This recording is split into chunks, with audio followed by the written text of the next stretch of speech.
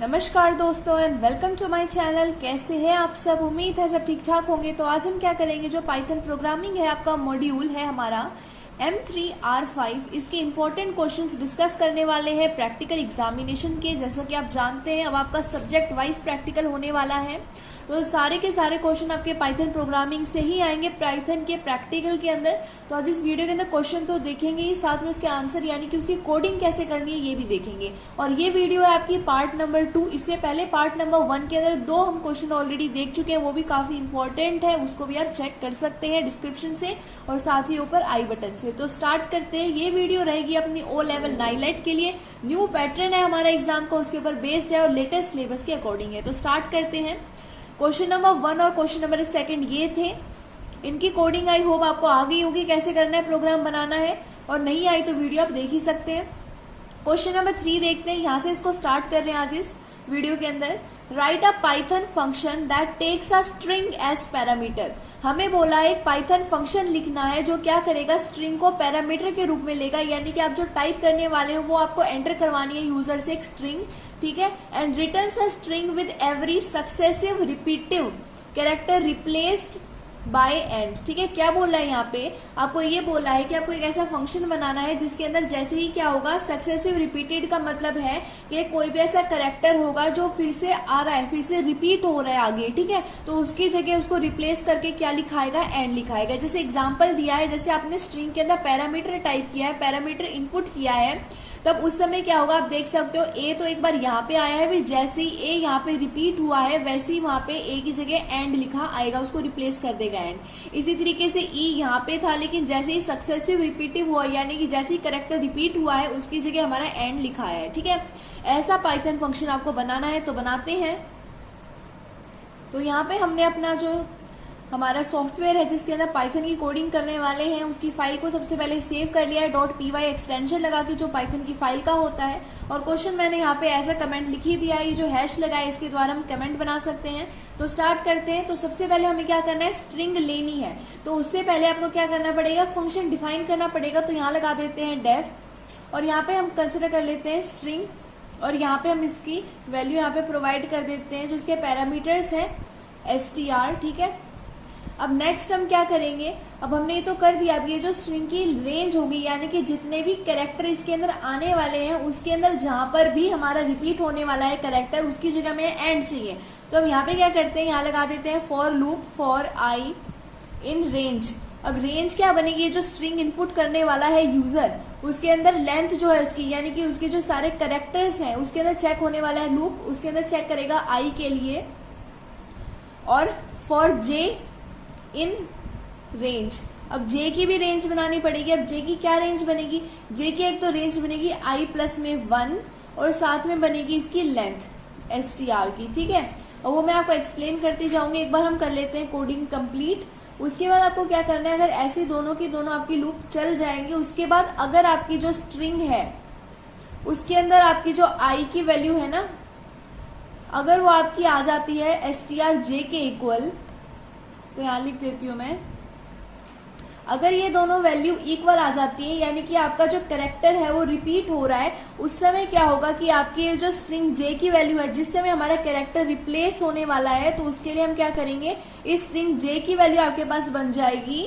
आपके पास इसकी जगह क्या लिखाएगा, क्वेश्चन में बोला है एंड लिखाएगा, तो यहाँ पे वैल्यू लिख देते हैं एंड लिखाएगा। जैसे ही आपकी स्ट्रिंग आई की वैल्यू फिर से स्ट्रिंग जे के इक्वल होती है यानी कैरेक्टर रिपीट होता है, मैच कर जाता है, वैसे ही उसको एंड यहाँ पे रिप्लेस कर देगा, ठीक है। उस समय क्या हो जाएगा, ये स्ट्रिंग के ऊपर रिटर्न कर देगा। तो यहाँ लिख देते हैं रिटर्न str को ये रिटर्न कर देगा। और अब हम चाहते हैं इनपुट लेना यूजर से, तो हमने ए नाम से बनाया है, तो यहाँ पे हम इनपुट लेने वाले हैं। अब इनपुट में यहाँ पे हमें कोई स्ट्रिंग एंटर करवानी है, क्योंकि क्वेश्चन में बोला था एक ऐसा पाइथन का फंक्शन लिखना है जो स्ट्रिंग लेगा। तो यहाँ एंटर योर स्ट्रिंग लिख देते हैं, डबल कोट्स लगाए, और यहाँ लिख देंगे एंटर योर स्ट्रिंग, ओके। उसके बाद नेक्स्ट हम क्या करेंगे, अब ये जो हम एक और वेरिएबल कंसिडर करते हैं जिसके अंदर हम वैल्यू स्टोर करवाने वाले हैं लिस्ट ए की, जो आपने बनाई थी ऊपर ए, तो यहाँ लिख देते हैं लिस्ट, कैपिटल ए था तो यहाँ कैपिटल ए लिख दिया है। अब नेक्स्ट हमारा रिजल्ट क्या प्रिंट होने वाला है, देखो रिजल्ट क्या आएगा, ये जो स्ट्रिंग है हमारी, ठीक है, ये जो आपने ऊपर स्ट्रिंग बनाई है ना, डिफाइन किया था आपका एक फंक्शन स्ट्रिंग, उसके अंदर वैल्यू आपकी क्या आने वाली है, कैपिटल स्ट्रिंग की, जो है आपकी लिस्ट ए की, ठीक है। तो यहाँ लिख देते हैं स्ट्रिंग।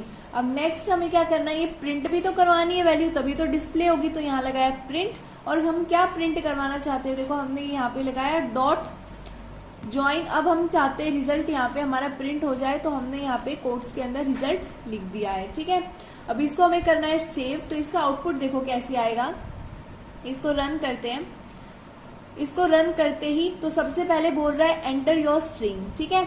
अभी आप देख सकते हैं यहाँ पे डॉट्स तो आपको दिखाई दे नहीं रही है, तो इसको और भी ज्यादा अच्छा रिकॉग्नाइजेबल बनाने के लिए वहां पे हम चेंज कर सकते हैं कोडिंग के अंदर।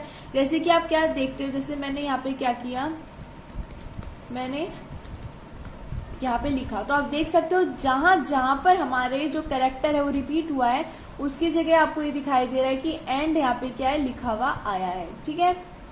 तो इस तरीके से ये लिखा है। तो अगर जैसे आप यहाँ सिर्फ वैसे ही हमने एक बार रन कर लिया ना, क्योंकि लाइन बाय लाइन एग्जीक्यूशन हो रहा है, तो इसको मैं बता रही थी आपको कि इस तरीके से मोर रिकॉग्नाइजेबल बनाया, सेव किया हमने, रन किया। अब रन करते इस तरीके से लिखा गया। अगर आप इसकी जगह हेलो लिखते हैं तो आप देखो, जैसे ई यहाँ पे हमारे पास एक बार था तो नहीं हुआ, हमारे पास एंड रिप्लेस नहीं हुआ, एच एक बार था तो नहीं हुआ, लेकिन एल एक बार आया, उसके बाद इसके बाद अगर वो इससे आगे वाली टर्म्स के अंदर रिपीट होता हुआ दिखाई दिया तो एंड ने उसको रिप्लेस कर दिया, ठीक है। तो काफी इजी है। तो इसमें होगा क्या, देखो ये जो भी आपने स्ट्रिंग लिखी है, ये जो भी आप एंटर करवाने वाले हैं स्ट्रिंग, जैसे कि हमने यहाँ पे मैं आपको समझा रही हूँ, जैसे आपने हेलो लिखा था, तो होगा क्या कि ये जो इसकी लेंथ बनी है, ये जो इसके सारे कैरेक्टर्स बनी है, इसके अंदर आई की वैल्यू के लिए हमारा जो इस लेंथ के अंदर आई की वैल्यू है, जैसे सबसे पहले एच कंसिडर होगी और इसी के अंदर आई प्लस में 1 होगा। आई प्लस में 1 का मतलब क्या है, देखो यहाँ पे एच की वैल्यू कितनी आएगी, लेंथ के अंदर हमारी कैरेक्टर की वैल्यू 0 है, इसी तरीके से ई की वैल्यू 1 है, इस एल की वैल्यू हमारे पास कितनी है 2 है, और नेक्स्ट एल की हमारे पास कैरेक्टर वैल्यू कितनी है 3 है, और ओ की वैल्यू कितनी है हमारे पास 4 है। तो होगा क्या, सबसे पहले हमारे पास आई की वैल्यू के लिए, जैसे हमने आई की वैल्यू जब 0 कंसिडर की है, तो इस रेंज के अंदर एच देखेगा।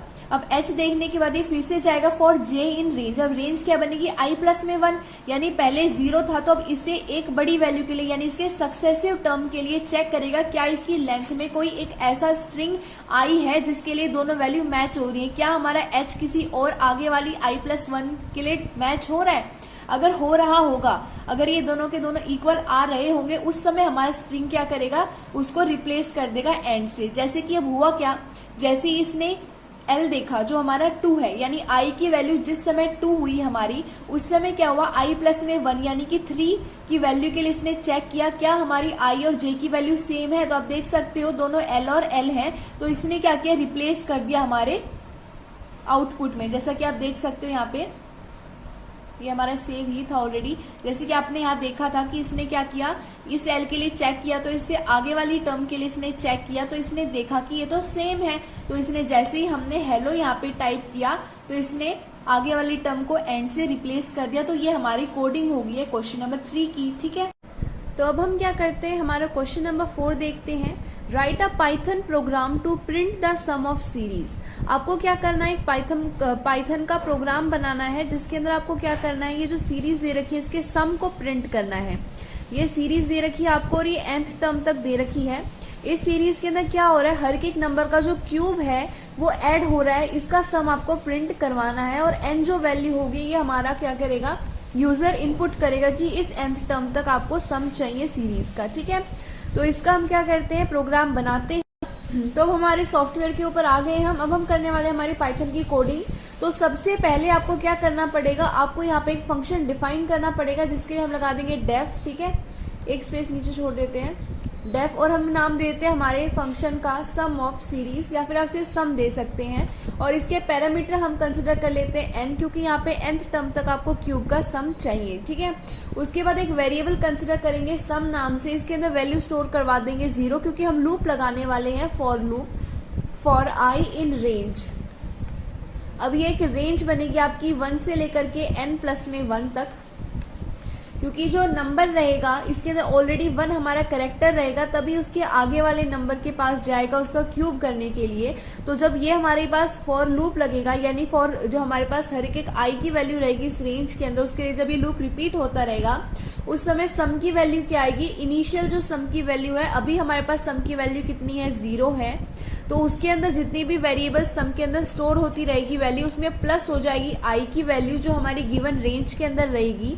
एन की वैल्यू प्रोवाइड करने वाले हैं हम, ठीक है। तो यहाँ पे प्लस में हमारे पास 1 नहीं, आई होगा, ये मैंने आई की जगह 1 लिख दिया था, आई, और इसके स्टार में यानी इसमें मल्टीप्लाई होगी यही आई की वैल्यू, क्योंकि हमें क्यूब चाहिए, ठीक है। तो 3 बार जब आई खुद से मल्टीप्लाई होगा तब क्यूब आएगा, तो इस तरीके से हमारे पास सम की वैल्यू आएगी। जब ये हमारे पास वैल्यू स्टोर हो जाएगी और लूप हमारा फिनिश हो जाएगा अप टू एन वैल्यू, उसके बाद क्या होगा,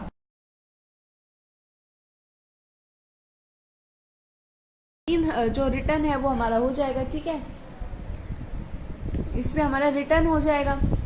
उसके बाद एन हम क्या करेंगे, एक कंसिडर कर लेते हैं फिर से हमारे पास वैल्यू स्टोर करने के लिए।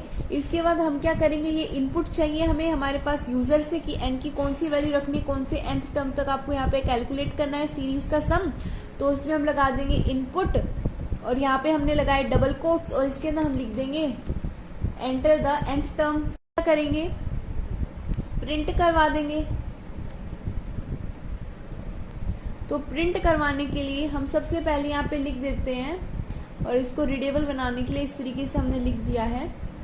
अब प्रिंट क्या करवाएंगे हम प्रिंट करवाएंगे सम ऑफ सीरीज, क्योंकि हमने nth टर्म तो वैल्यू लिख दी है, तो अब की बार जो सम ऑफ सीरीज बनेगा, यानी nth टर्म को कंसिडर करते हुए जो सीरीज बनी है उसका सम क्या आएगा, तो उसको करने के लिए यहाँ पे फंक्शन की वैल्यू लिखनी पड़ेगी, क्योंकि फंक्शन ही तो प्रिंट करवाना है ना हमें। तो कॉमा देकर हमने हमारा फंक्शन लिख दिया है सम, जिसका पैरामीटर n था, तो यहाँ पे हमने वैल्यू लिख दी है, ठीक है। अब इसको कर देते हैं सेव ताकि ये रन हो सके। ओके, तो इसको डेस्कटॉप पे यहाँ पे कर देते हैं रन। तो इसको question.py से मैंने सेव कर दिया है। अब इसको रन करके देखते हैं।